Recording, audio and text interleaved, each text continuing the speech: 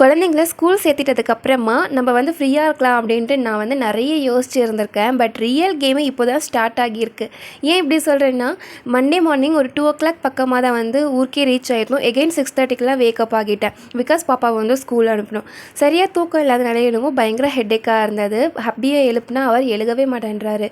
So என்ன பண்ணுறதுன்னு தெரியாமல் இன்ஸ்டாமார்ட்டில் பாலும் தயிரும் வந்து ஆர்டர் பண்ணலாம் அப்படின்னு சொல்லிட்டு ஆர்டர் பண்ணேன்.